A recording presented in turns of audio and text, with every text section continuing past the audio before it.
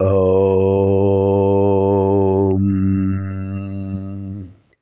శ్రీ గురుభ్యో నమః. నమో దేవ్యై మహాదేవ్యై శివాయై సతతం నమః. నమః ప్రకృత్యై భద్రాయై నియతా ప్రణతాస్మతాం. అర్చనకాలే రూపగత, సంస్తుతికాలే శబ్దగత,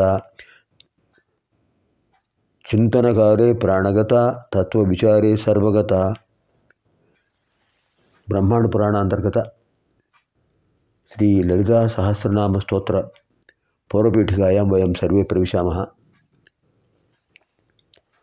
अस्मिन् अध्ययनकार्यक्रमे श्लोकस्य पदविभागः, अन्वयक्रमः, प्रतिपदार्थः, तात्पर्यं च सम्यक् सर्वे शृण्वन्तु.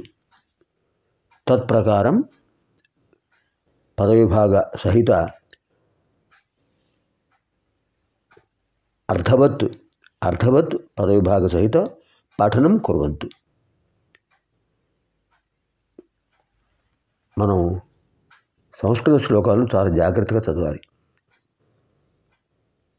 ఆ పదవిభాగాలను ఎక్కడెక్కడ ఆపాలి, పదాలను ఎక్కడ ఆపాలి, ఎక్కడ పదం అయిపోతుంది, ఏ పదం తర్వాత ఏ పదం సమకూరిస్తే అన్వయక్రమం ఒక వరుస వస్తుంది, దాని ప్రకారం అర్థం చెప్పుకోవటం, తర్వాత భావం తెలుసుకోవటం. ఇలా చేయడం వల్ల పదాల యొక్క ఉచ్చారణ కానీ, అర్థవంతంగా ఎక్కడెక్కడ ఆ శ్లోకాన్ని ఆపాలో ఆ విషయం కానీ స్పష్టంగా తెలుస్తుంది. అది మన యొక్క ఆ అధ్యయన కార్యక్రమం. ఇంతకుముందు త్రిశతి అధ్యయనం చేసాం, ఇప్పుడు సహస్రం అధ్యయనం చేస్తున్నాం. నిజంగా అమ్మవారి అనుగ్రహమే, లేకపోతే మనకి అవకాశం దక్కుతుందా? ఇప్పుడు 41వ శ్లోకం నుంచి 45 వరకు చూద్దాం. తతః ప్రోవాచ లలితా సదస్యాన్ దేవతాగణాన్ మమాజ్ఞయైవ వాగ్దేవ్యః చక్రుస్తోత్రమనుత్తమం. తతః ప్రోవాచ లలితా సదస్యాన్ దేవతాగణాన్ మమాజ్ఞయైవ వాగ్దేవ్యః చక్రుః స్తోత్రం అనుత్తమం. ఇక్కడ మరో విషయం గమనించాలి. లలితా త్రిశతి కానీ, లలితా అష్టోత్తరశతం కానీ, లలితా సహస్రం కానీ, విష్ణు సహస్రనామం కానీ, ఏదైనా సరే ఆ ఛందస్సును అనుష్ఠుప్ ఛందస్సు అంటారు. ఒక శ్లోకం మొదటి వరుసలో 2 పాదాలు ఉంటాయి. ఒక్కొక్క పాదంలో 8 అక్షరాలు ఉంటాయి. 2 పాదాలు కలిసి ఒక శ్లోక భాగం, పూర్వభార్థం. రెండో భాగంలో కూడా మళ్ళీ 2 పాదాలు ఉంటాయి. అంటే శ్లోకంలో మొత్తం 4 పాదాలు, పాదానికి 8 అక్షరాలు. అంటే మొత్తం శ్లోకంలో ఎన్ని అక్షరాలు ఉంటాయి? 32 అక్షరాలు. దీన్ని అనుష్ఠుప్ ఛందస్సు అంటారు. ఋగ్వేదంలో ఉండే అనుష్ఠుప్ ఛందస్సును మహాకవి ఆదికవి వాల్మీకి ఆ అనుష్ఠుప్ వేదంలో ఉన్న అనుష్ఠుప్ ఛందస్సును తీసుకుని ఆ అనుష్ఠుప్ ఛందస్సులో రామకథను అందించారు. ఆదికావ్యం రామాయణం. అంత గొప్పది అనుష్ఠుప్ ఛందస్సు. అంటే చదివేటప్పుడు 8 అక్షరాలు అయిపోగానే అక్కడ ఆపాలి. తర్వాత 8 అక్షరాలు, మళ్ళీ 8 అక్షరాలు, తర్వాత 8 అక్షరాలు. తతః ప్రోవాచ లలిత 8 అక్షరాలు అయ్యాయి. సదస్యాన్ దేవతాగణాన్ 8 అక్షరాలు. మమాజ్ఞయైవ వాగ్దేవ్యః 8 అక్షరాలు. చక్రు స్తోత్రమనుత్తమం 8 అక్షరాలు. ప్రథమ శ్లోక పూర్వార్థంలో 2 పాదాలు, ఉత్తరార్థంలో 2 పాదాలు, 4 పాదాలు. పాదానికి 8 అక్షరాలు. ఏమన్నారు అమ్మవారు? తతః తర్వాత ప్రోవాచ లలిత, లలితాదేవి చెప్పింది. సదస్యాన్ దేవతాగణాన్, ఆ సభలో నుండి దేవతాగణాలందరితో చెప్పారు. మమాజ్ఞయో వాగ్దేవ్య చక్రుస్తోత్రమనుత్తమం, నా ఆజ్ఞతోనే వాగ్దేవతలు, వసుంజాది వాగ్దేవతలు స్తోత్రం చేశారయ్యా, శ్రద్ధగా వినండి అన్నారు. అంకితం నామభిర్దివ్యై,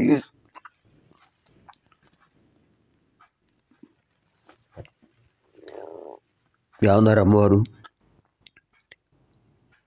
అంకితం నామభిర్దివ్యై మమ ప్రీతి విధాయకై తత్పఠత్వం సదా యూయం స్తోత్రం మత్ప్రీతి వృద్ధయే. అమ్మవారు ఏమన్నారంటే, అంకితం నామభిర్దివ్యై మమ ప్రీతి విధాయకై, మమ ప్రీతి విధాయకై, నాకు సంతోషం కలిగించేటటువంటి దివ్యై నామభి, దివ్యమైన నామములందు అంకిత భావంతో శ్రద్ధగా చెప్పారు వీళ్ళు. ఎవరు? వాగ్దేవతలు 8 మంది. తత్పఠత్వం సదాయూయం, స్తోత్రం మత్ప్రీతి వృద్ధయే.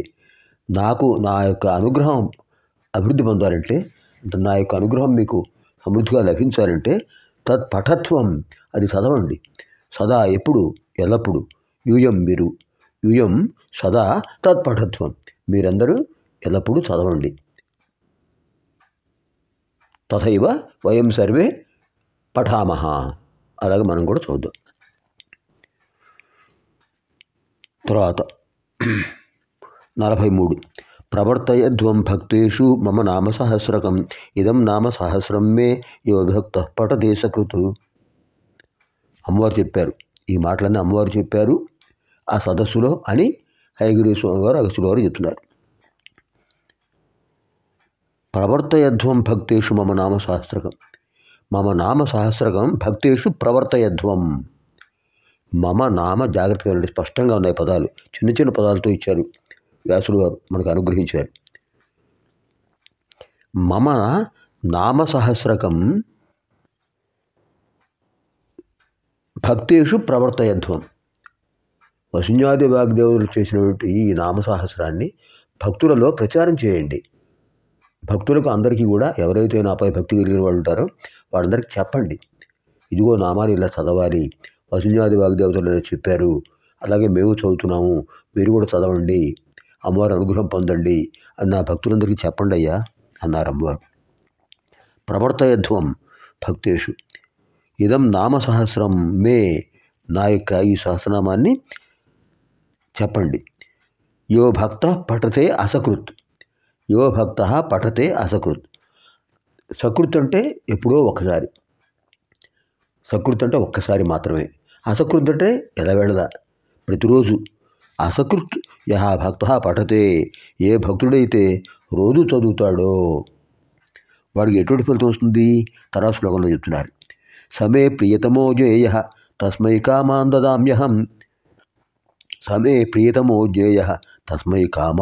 దదామ్యహం శ్రీచక్రే మాం సమభ్యర్చ్య జప్త్వా పంచదశాక్షరీం పశ్చాన్నామ సహస్రం మే కీర్తయేన్ మమ తుష్టయే మామర్చయతు వా మా వా విద్యాన్ జపతు వా నవా.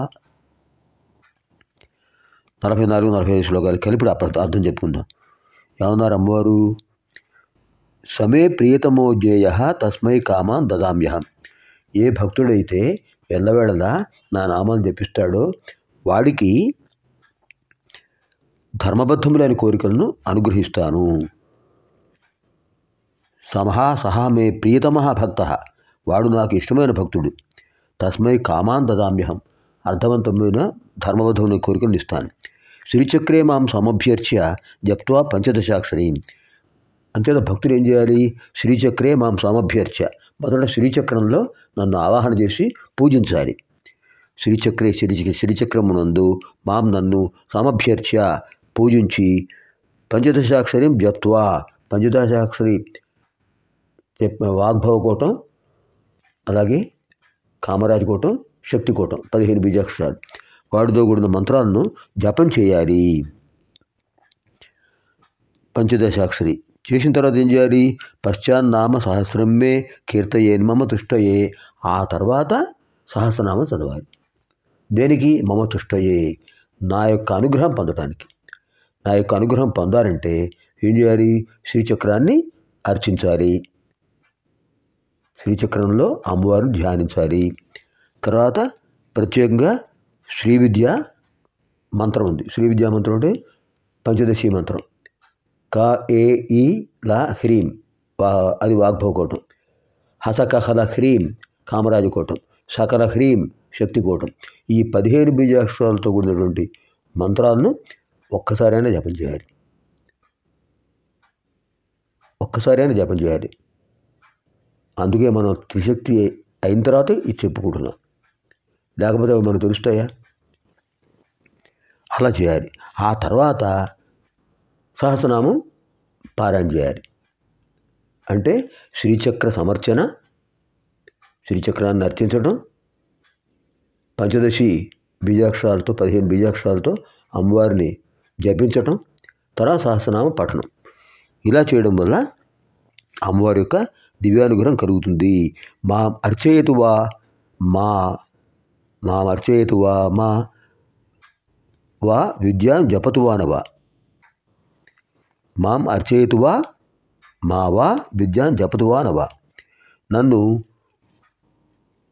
అర్చించిన, శ్రీ విద్యా మంత్రం జపించిన, సహస్రనామం చేస్తేనే అది పూర్తి అవుతుంది, పరిపూర్ణం అవుతుంది అని చెప్పారు. అంచేత మనం సహస్రనామం కూడా పూర్తి చేసుకుంటే అమ్మవారి యొక్క అనుగ్రహాన్ని పరిపూర్ణంగా పొందవచ్చు. సర్వేభ్యః. ఇప్పుడు ఈ శ్లోకం 5 చూద్దాం, 41-45 వరకు.